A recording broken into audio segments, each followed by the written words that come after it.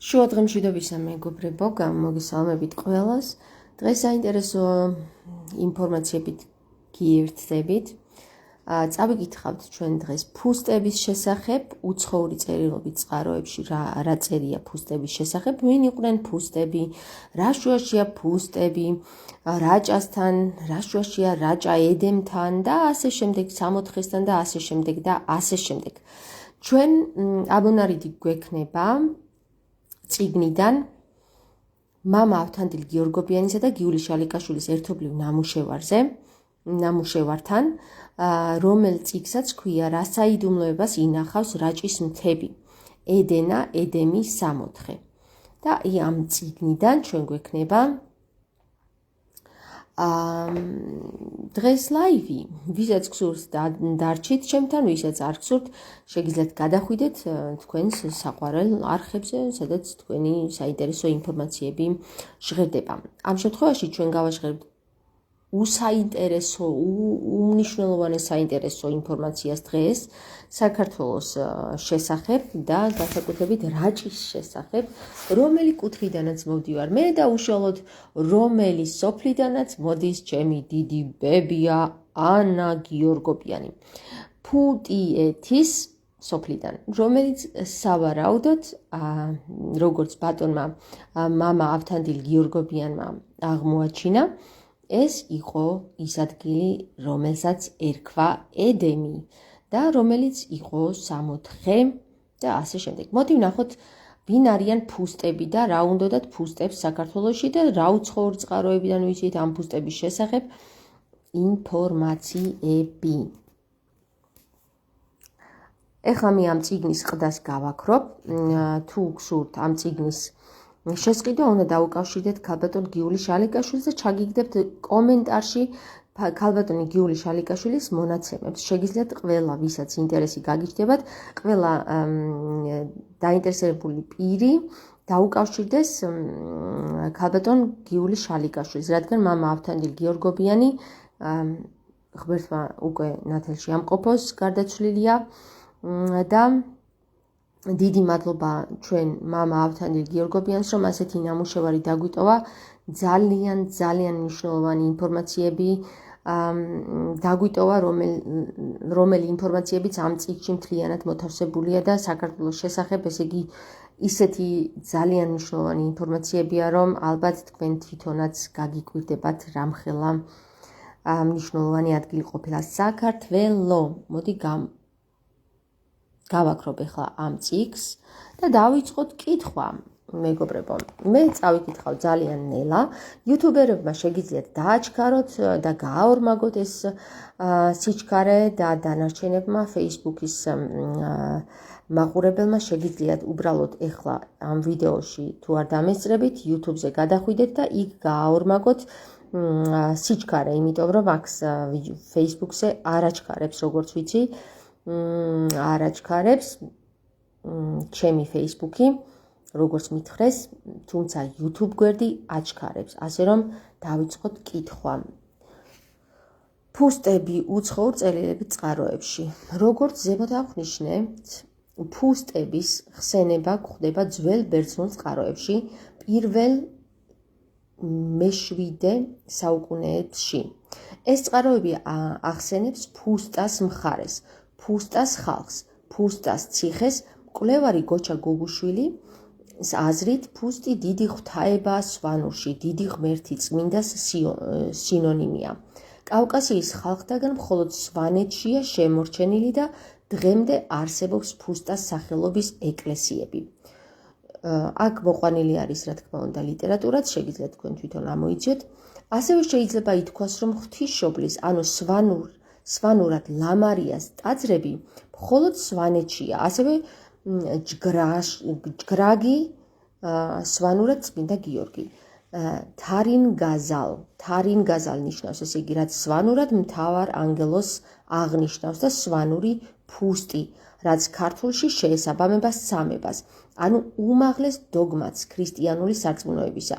ტერმინი ფუსტელი გამოხატავს საეკლესიო სიწმინდეთა დამცველი რაინდის არსსაც. ავტორი ამასთან იძლევა ისტორიული რეალობის ამსახველ ცნობასაც. ადგილობრივი მოსახლეობის ინფორმაციით, თანამედროვე რაჭის და სვანეთის მთიანეთის გარკვეულ ნაწილს ერქვა სწორედ ფუსტა, ფუსტეთი. იქ მცხოვრებ ხალხს კი ფუსტელები. რაჭაში მდებარე თანამედროვე სოფელ ფუტიეთს დიდი ხნის ისტორია აქვს.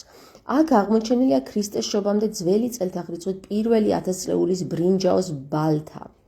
მრავალი უცხოელი მოგზაური და მკვლევარი საინტერესო ცნობებს გვაწვდის მის შესახებ. მაგალითად, გერმანელი გიულდენშტედტი,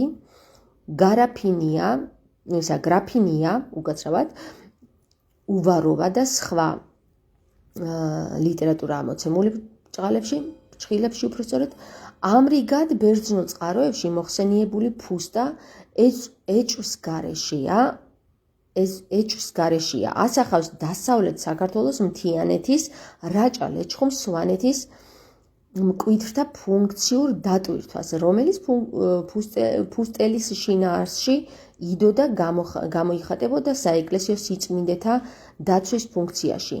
ვინც ღრმად ჩაწვდება და გაიცნობს სოფელ ფუტიეთის ისტორიულ ფუნქციას, ამაში იგი თვალნათლივ დარწმუნდება.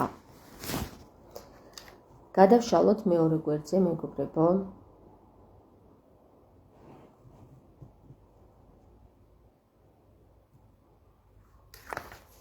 ესე იგი, აქ მოყვანილი არის უკვე. ასე გამოიყურებოდნენ სოფელ ფუტიეთში მკვიდრნი მე-20 საუკუნის პირველ ნახევარში. და ასე შემდეგ ფუსტელთან ნოსტალგია ძველი დიდების გახსენებით გამოიხატება სოფელ ფუტიეთის დღევანდელ მკვიდრებში. დააკვირდით სურათებს, მეგობრებო, ასე იყო ფუსტელთა მთავარი ფორპოსტის სოფელ ფუტიეთის მკვიდრთა ტრადიციული სამოსი.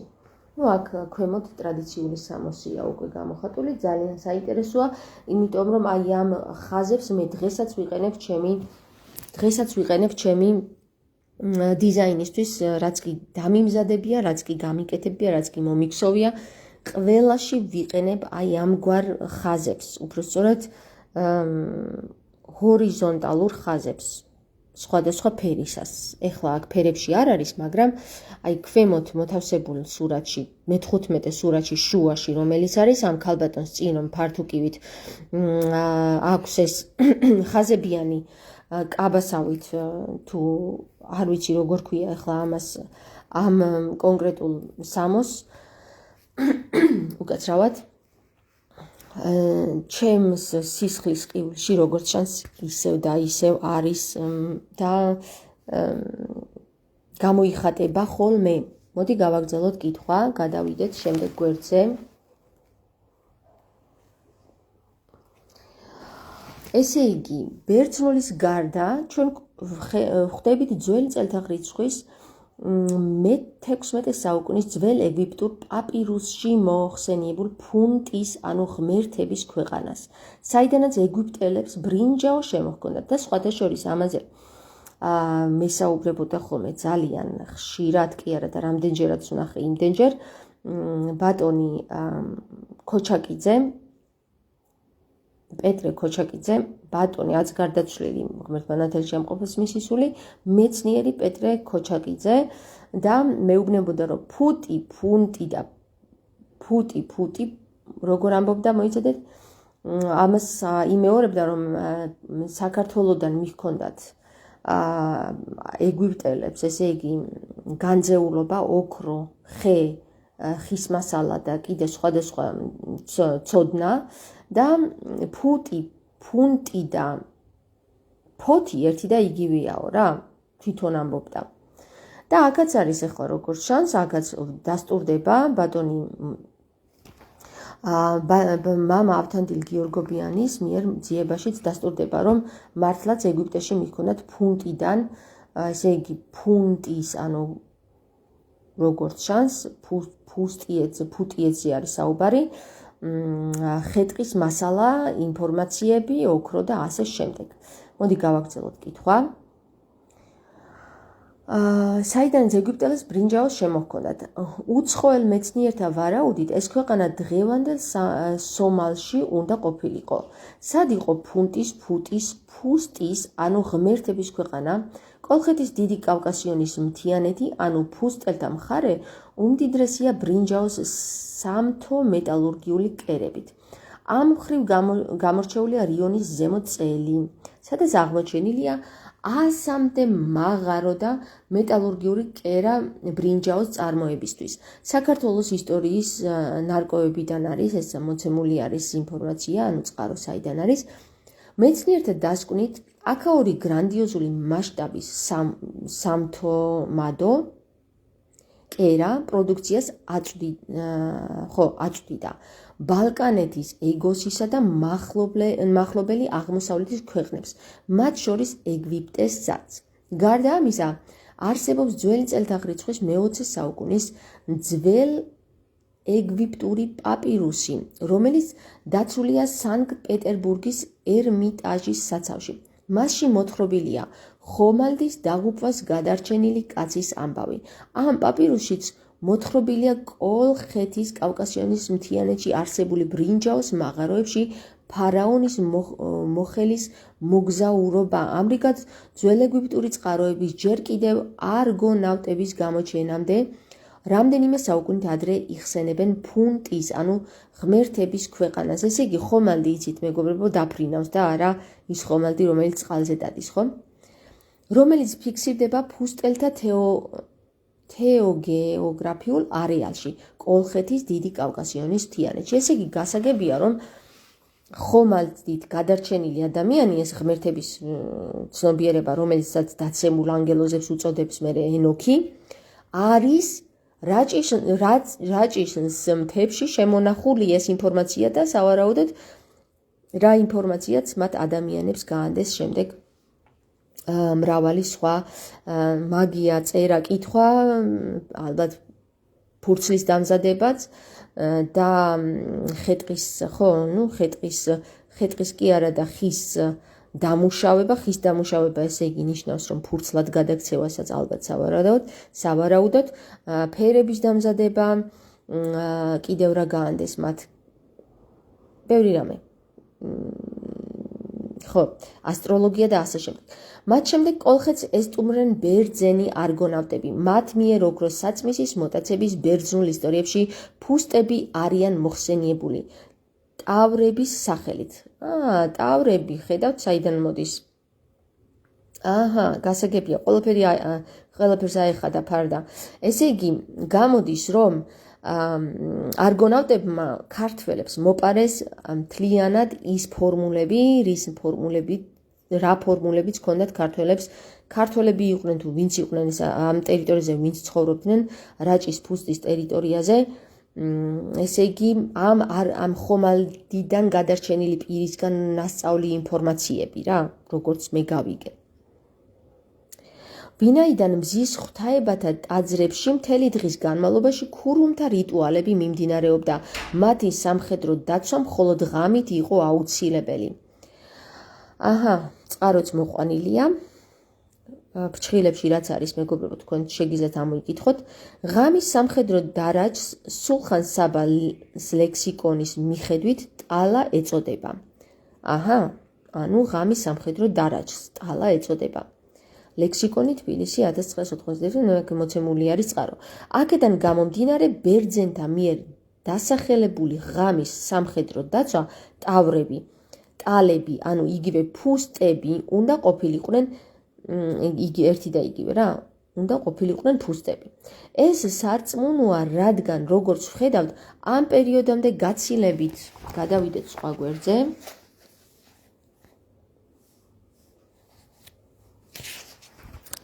ადრე ფუსტებს იხსენებს ზემოთ უკვე ნახსენები ძველეგვიპტური და ხეთური წყაროები. არგონავტების პოემაში გვხვდება ასეთი ფაქტი. კუნძულ კრეტას მცველია სპილენძის გოლიათი ტალოსი. მეგობრებო, რა საინტერესოა, იცით? ეს დაახლოებით რო ვიყავი 14 წლის, დისკუსიას ვმართავდი ხოლმე ჩემს მეგობრებთან, ჩემზე უფროსებთანაც და ასე შემდეგ და ძალიან ხშირად ვეუბნებოდი, რომ პირამიდები არ არის ადამიანების გაკეთებული, პირამიდები არის უცხო პლანეტელების გაკეთებული, აგებული მეთქი და ვეუბნებოდი ამას დაჟინებით, ესე იგი ჩხუბიც მომდიოდა და ზოგმა რა ვიცი ათეისტად შემრაცხა, ზოგმა რაღაცა, იქ როგორც დღეს მომდის ხოლმე, ხიპიშა ვიყავი ყოველთვის რა. მოკლედ, ესე ჯარგონულად რო ვიხმაროთ, ეს სიტყვა ხიპიშა.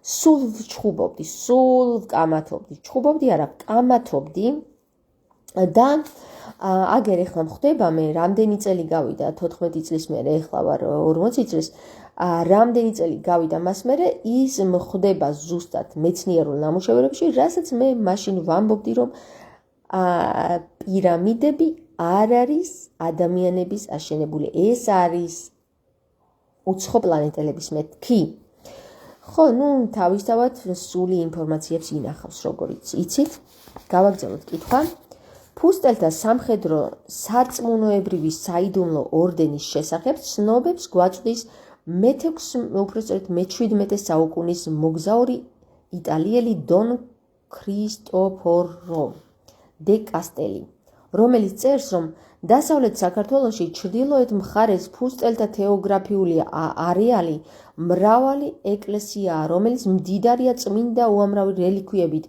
იმ დროს, როცა ქრისტიანები ომს აწარმოებდნენ, მაჰმადიანებთან მთებში წამოიღეს რელიქვიები, რათა არ გაენადგურებინათ ისინი. ანუ ესე იგი ნაწერები, ღმერთო ჩემო, რომელსაც ანადგურებდნენ სამწუხაროდ მუსულმანები კი არა, ფსევდოქრისტიანები.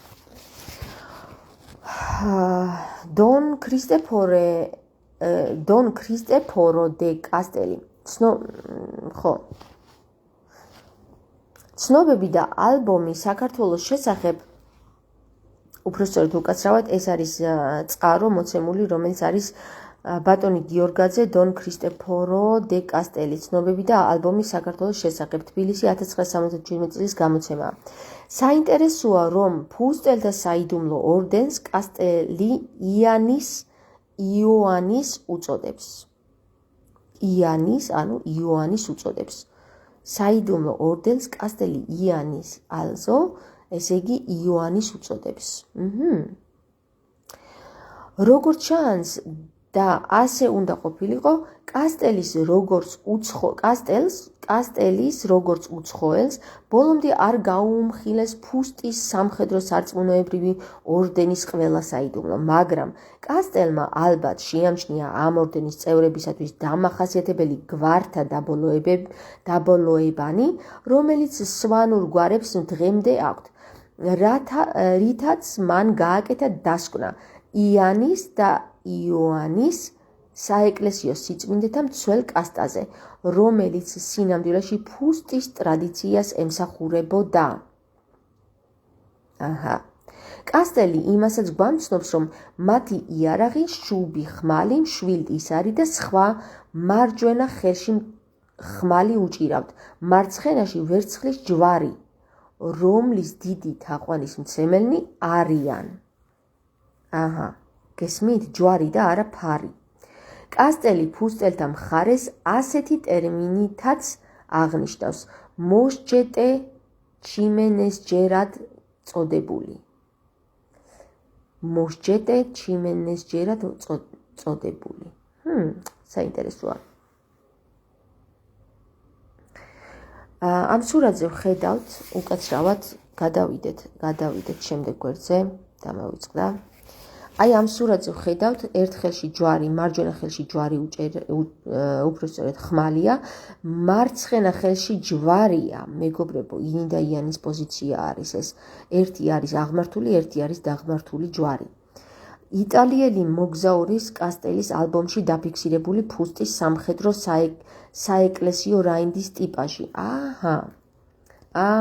ძალიან ბევრი ინფორმაცია მოგვაწოდა ეხლა ჩვენ აი ამ კასტელის მიერ გაკეთებულმა საინტერესო სურათმა ჩანახატმა თუ ჩანახაზმა. ოკეი, წავედით ეხლა შემდეგ გვერდზე გადავიდეთ. გაეცნენ რა აღმოსავლეთ ქრისტიანულ ტრადიციებს ევროპელმა ჯვაროსნებმა 1119 წელს იერუსალიმში იმ ადგილას, სადაც სოლომონის ტაძარი იდგა, დააარსეს ტამპლიერთა ორდენი. ტამპლიერი ფრანგი მეტაძრეები, ანუ წყარო ტამპლიერი ფრანგი მეტაძრეები ყოფილან, რომლის მიზანი იყო ეკლესია, მონასტრებისა და მომლოცველთა დაცვა. როგორც ჩანს, ევროპელმა რაინდებმა მთლიანად გადაიღეს ფუსტელთა მრავალ ათასწლოვანი გამოცდილების ამსახველი რიტუალებიც. რაინდად კურთხევის კანდიდატი ღამეს ათევდა სამრეკლოში. ესწრებოდა წირვას დილით, ზიარების შემდეგ მას ეპისკოპოსი წელზე შემოარტყამდა სატიტულე მახვილს, რომელსაც ევროპაში ფუსტაკი ეწოდებოდა. აღსანიშნავია, რომ ვადაჯვრიან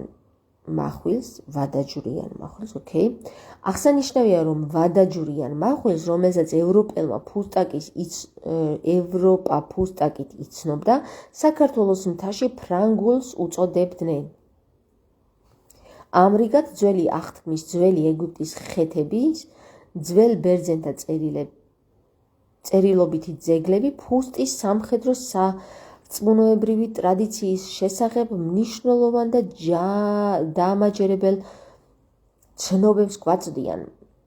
ამასთან, ევროპელ ტამპლიერთა ორდენის შექმნაშიც იკვეთება აღმოსავლეთის ქრისტიანული შედევრის ფუსტობის გავლენა. ამ სურათზე, მე-18 სურათზე, ევროპელ ტამპლიერთა ორდენის დაარსება არის ასახული ფუსტელთა ტრადიციასთან ამჟღავნებს კავშირს. ევროპელ ტამპლიერთა ორდენის დაარსება ფუსტელთა ტრადიციასთან ამჟღავნებს კავშირს.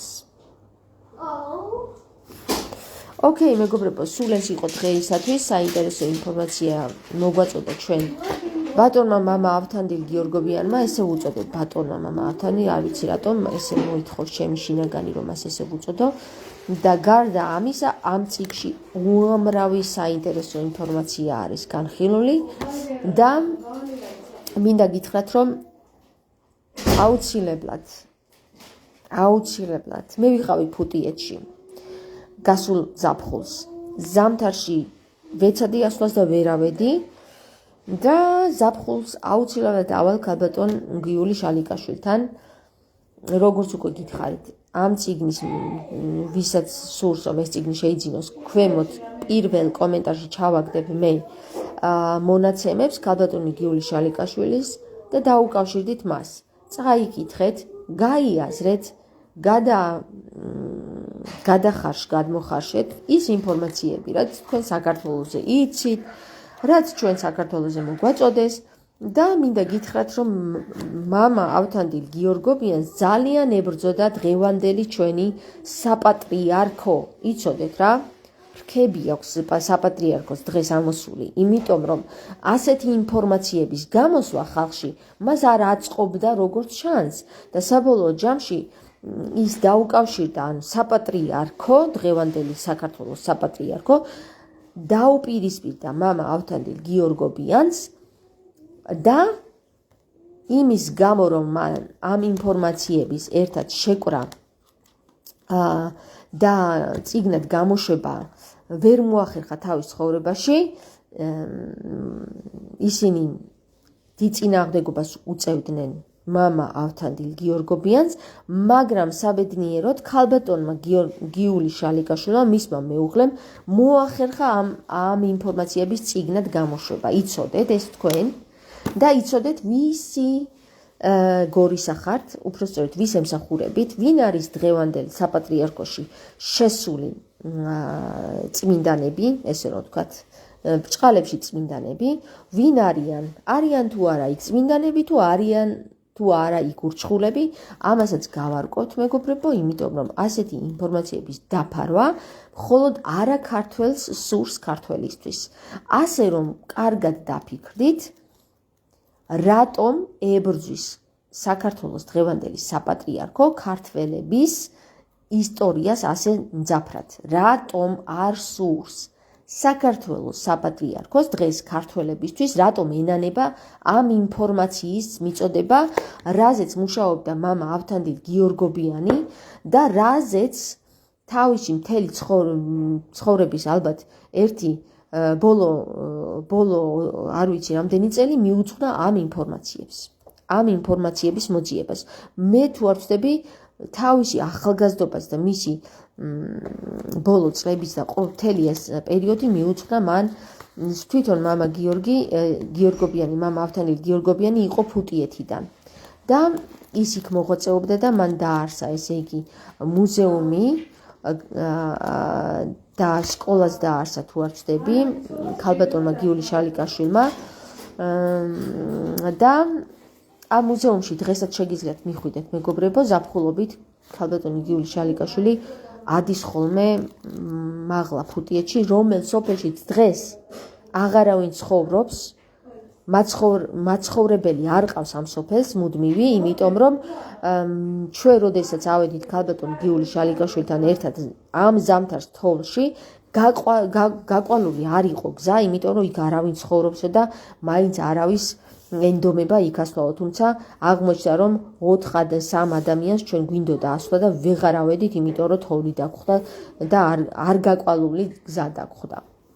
ასე რომ მეგობრებო, კარგად გაიაზრეთ სად ვართ, ვინ ვართ, რანი ვართ, ლიკვიდი დოგმა, იმიტომ რომ თუ არ დაამსხვრიე შენი ის ჩარჩოები, რომელ ჩარჩოებშიც მოგაქციეს, ლიკვიდი დოგმა ნიშნავს რომ გადი თავისუფალი სწავლებები ისწავლა შენი ჩარჩოებიდან გადი და შენით დაიწყე სწავლა ახლებურად, იმიტომ რომ ყველაფერი აბსოლუტურად ჩარჩოშია მოქცეული, აბსოლუტურად გადმოტრიალებულია და აბსოლუტურად თავდაყირად დგას. ჩვენი ეკლესიაც როგორც ჩანს დაპყრობილია ვიღაც ჯოჯოების მიერ, იმიტომ რომ ჩვენს ეკლესიაში მსახურ არ ვიცი ვინებს, მაგრამ არ სურთ რომ ეს ინფორმაცია ჩვენამდე მოვიდეს და აი ეს ჯოჯოები გასაწმენდი არიან ჩვენი საპატრიარქოდან. დარწმუნებულები ვიყავით მაგაში, რომ ჩვენი საპატრიარქო გასაწმენდია, ვითარცა დავითმა იგი გაწმინდა და ძალიან კარგი იქნა. და ვითარცა თამარმა იგი გაწმინდა, ახლაც უნდა განიწმინდოს ჩვენი სამოციქულო ეკლესია. საქართველოს სამოციქულო ეკლესია გასაწმენდია. წმენდია. კარგად იყავით მეგობრებო, გემშვიდობებით, გაკოცეთ ბევრი და მიყვარხართ.